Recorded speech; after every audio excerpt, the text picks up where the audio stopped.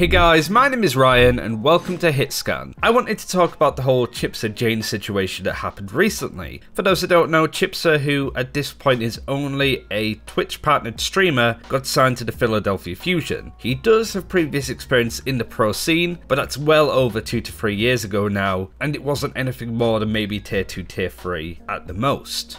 That's not to say that Chipsa is a bad, undeserving player of the slot though. That's something that we'll get into as we get into the video, talking about that whole aspect, but I feel like this whole Chipsa versus Jane aspect just isn't right. In fact, both of them are right in their own sense. But the long short of it is that I think Chipsa being in the Overwatch League and being announced like this has been a really good thing for the Overwatch League. Of course, there's some aspects that need improving, but the general sense of the statement that I'm making is simply put, people are talking about this. I know that your Overwatch have already done a video on this subject and, you know, competitive Overwatch has burnt itself to the ground, but that was the only real signing that got people's interest in that regard, to the point that YouTubers are making video about an Overwatch League signing, if that makes sense. The only other signing that I was really hyped for was Stand for Shanghai Dragons, simply for the reason that he had an Agumon profile picture on Twitter.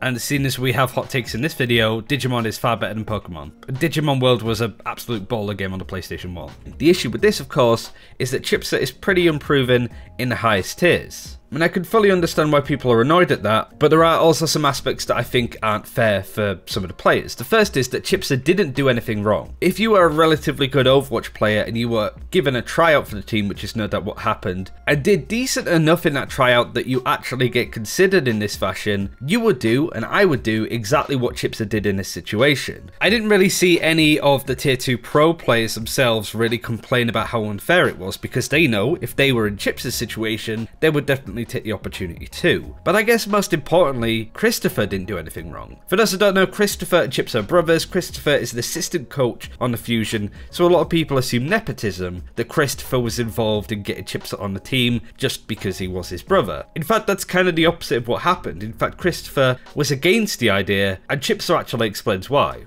I got messaged, right, and offered the position. My brother specifically recommended against it until they had more discussion, because my brother's integrity is more important to him than me. Well, I imagine this is something as well that Chipsa understood himself and didn't want to put his brother into too much boiling water, because both of them would assume that this would be the reaction that people had. But what I guess they didn't expect was all of the complaints and the drama that sort of continued afterwards. But just getting back onto Christopher, he was an assistant coach for Fusions, sort of came in midway into the season, and I think it's fair to say that he wouldn't have too much team control. I don't think he did in the last season, nor would I think that he would get that kind of job in the future. For those that know Christopher and how involved, or lack of involvement I suppose he had with the overall team, would know that it won't have just been Chris's sole decision to get Chipsa signed onto the team. He doesn't have that much sway or stock in what the team decides to do. In fact, if it was that situation and he recommended that, I'm sure he would have been laughed out of the door. But this decision was given over really to Tucker, who is the main GM of the team, and he sort of holds out and says that it was his job, his decision, and he should be the one getting the flack, not Christopher. And I do believe that when he says it. Like I said, Chris would have known that if this was his decision,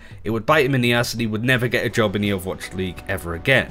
So he knew that this whole thing had to be done tactfully if Fusion did indeed want Chipsa on their team. That whole discussion there is actually interesting in itself, but I do want to save it to the end of the video. I want to go on to Team Jane now, and frankly, there is no Team Chipsa or Team Jane. I think if Jane is really upset at Chipsa for getting onto the team, I think that's pointing your anger and frustration in the wrong direction. I think the quickfire reaction to calling all of this nepotism was harsh and uncalled for. But of course, Jane has a bigger problem with how stuff like nepotism and picking favourites and who you know instead of how good you are being more important. That has been a thing in the Overwatch League. But I also think that's been a thing in every sports game ever to an extent. None of this invalidates the problem that Jane has with all of this. The fact that quality DPS players or otherwise have been grinded through the lackluster, underfunded, unappreciated clown fiesta that is the path to pro. It's a mess. And players, because they feel that that's the only way to get into the Overwatch League, have put themselves through this trolling mess and still not got an offer, whereas another player has not put themselves through that process, has just been streaming over the past couple of years, which I'm pretty sure all pro players would rather be doing than scrimming hours playing the same game on the same heroes, gets that offer for them instead.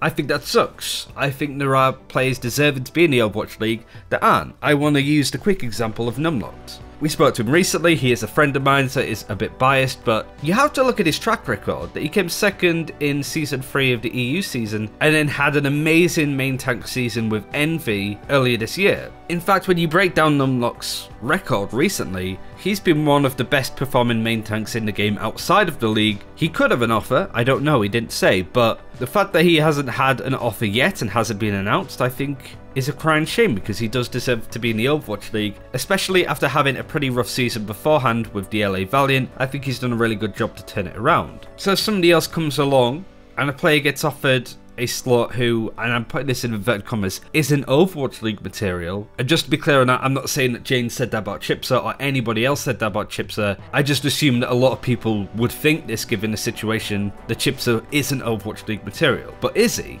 Well, it doesn't matter. That's kind of the whole problem with this. If Fusion want to buy this player, as well as 5 other DPS players, bear in mind, and sit him on the bench to never play him and waste that money, they are welcome to. Fusion is owned by Comcast, and we were in their very nice building in the centre of Philadelphia for the Overwatch League Grand Finals this year, and it's fair to say that Comcast have a lot of money. We all know that. So in regards to spending money and having it do very little, I think Comcast are okay with that. But on the flip side, you have more endemic esports organisations like C9 or Envy that don't make nearly as much money as Comcast do overall. So they have to be a bit more strict with how they spend money, and in short, I would never expect them to make the same move that Comcast and Philadelphia Fusion just did with Chipsa. So C9 or Envy would never make a decision like this, which could also be another reason why it rubbed Jane the wrong way.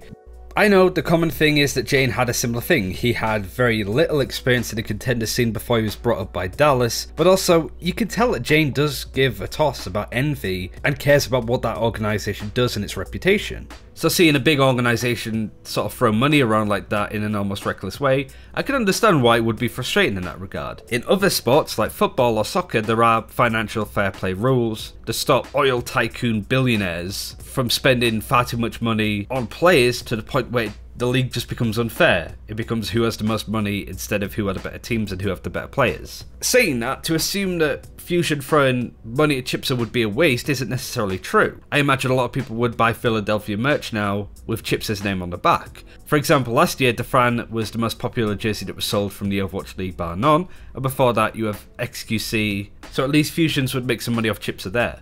But also, they may actually need a Doomfist player, and it's going to be interesting to see how teams go about this in the future by getting not one tricks, but hero experts, like Chipsa is on Doomfist, to play those particular roles in that fashion. I could definitely see a future where if Sombra becomes a specialist hero, players like Fitzy could even be signed for some of the teams. He doesn't have a buyout because he's not part of a team beforehand, he's not contracted to somebody else that a deal needs to be made. It's just, hey, you're a free agent, we're offering you a contract to be our resident Sombra expert. You can still stream and do what you're doing now, but you might be able to play in the Overwatch League and get paid to do so. Who would say no to that? That alternate timeline of actual one-trick streamers being signed up because they're specialists in their heroes, I would be so down for. I think it's ridiculous, but I also think that's a great thing for the league to have. The more ridiculous it is and the more stuff like this happens, the better it is, because I have made a video talking about exactly what's going on and why you should be interested in it. It could also be the fact that Chipsa is not expected to be played. And Tucker, the GM of Fusion, even brought this up and said, actually, for Chipsa it's not too much of a big deal. They said that if Chipsa isn't played, he can just stream, which is what he's doing anyway. And if he is played, then he can sort of focus on that. Compare that to a player like Elk, who recently complained about a similar problem that he had with the Fusion, where he was brought up to the main team,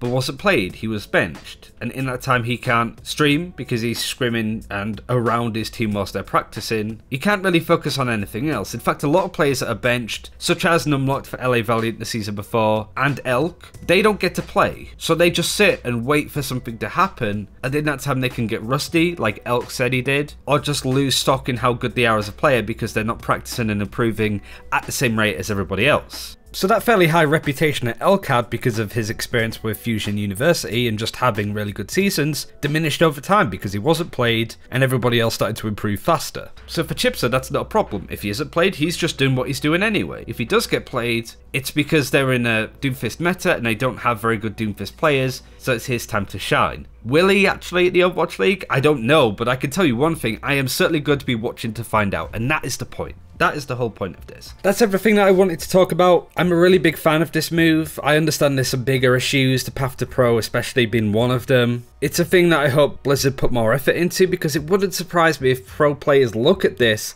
and go, I have been slaving away playing in tier 2 and tier 3 for ages, been underappreciated, everybody's struggling because there's not enough income in the scene, Blizzard aren't putting enough time, effort or money into the scene below the Overwatch League, and now streamers are just getting signed because they're very good at one hero. What is even the point? And that's the problem, and I think that's something that Blizzard really need to be careful of before this really blows up in their face. This of course isn't new to Blizzard, and we even had similar stuff happening in the World of Warcraft scene over the BlizzCon period, but the pro players that are slaving away to try and be part of the Overwatch League deserve more, and it would not surprise me if we have more players retiring at the moment to go, it just isn't worth it. And considering the Overwatch League was meant to be a promise of things better than other sports, I think it's really lacked in that department. For those just outside, the ones that are in the cushy seats, on the bench or playing that do get their wages and stuff, and rightly so well paid, but for those clambering to get those slots, things are very dicey. Fusion did nothing wrong, Chipsa, Christopher didn't do anything wrong, but Jane has made a really solid point, and I hope, as somebody that really looks after the tier 2 and tier 3 scene, and myself that has been involved in it by casting the tier 2 and tier 3 scene, both for EU and China, it has to be so much better. It just has to be if the esport for the Overwatch League is to not fall down with it. It's the foundations of the league, and if that falls apart, you don't have a league. Thanks for watching, take care, we'll see you next time.